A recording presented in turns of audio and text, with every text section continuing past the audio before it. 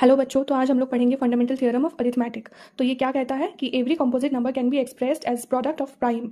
ठीक है, तो पहले जानते हैं कंपोजिट नंबर क्या होता है। कंपोजिट नंबर वही होता है जिसका दो से ज़्यादा फैक्टर होता है। ठीक है, एंड प्राइम नंबर क्या होता है? प्राइम होता है जिसका सिर्फ दो फैक्टर होता है, वन एंड इटसेल्फ। ठीक है, तो कोई भी कंपोजिट, लेट से हम लोग 22 ले लिए हैं, तो उसको हम लोग कैसे फैक्टराइज कर सकते हैं? Product of primes. ये भी 2 भी एक प्राइम है, 11 भी एक प्राइम है, तो इसको प्रोडक्ट ऑफ प्राइम्स में तोड़ सकते हैं। And this factorization is unique apart from the order in which the prime factors occur. तो इसका मतलब क्या हुआ?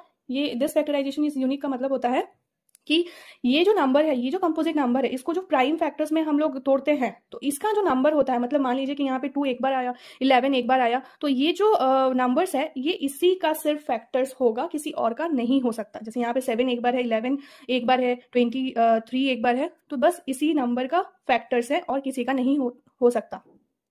मान लीजिए कि हम लोग कोई और एग्जाम्पल लेते हैं, जैसे 38 हमारा एक कंपोजिट नंबर है, जिसको कैसे तोड़ सकते हैं हम लोग? 38 को हम लोग तोड़ सकते हैं 2 इंटू 19 में। ठीक है, 2 भी एक प्राइम नंबर है, 19 भी एक प्राइम नंबर है, और 2 जो एक बार आया, 19 भी एक बार आया, ये जो 38 का फैक्टर्स आया, ये सिर्फ 38 के लिए ही हो सकता है, ये सिर्फ 1771 के लिए ही फैक्टर हो सकता है और किसी का नहीं होगा। इसी का मतलब होता है unique apart from the order in which the prime factors occur. And एक क्वेश्चन रहता है, चलिए, ये जो 1 है, ये 1 क्या होता है? क्या ये प्राइम होता है या फिर कंपोजिट होता है? तो 1 जो होता है ना, 1 का अगर हम लोग फैक्टर ढूंढेंगे ना, तो 1 का फैक्टर सिर्फ 1 ही होता है, इसके अलावा और कुछ नहीं होता है। तो ये क्या होगा? 1 जो होता है ये नाइदर प्राइम नॉट कंपोजिट।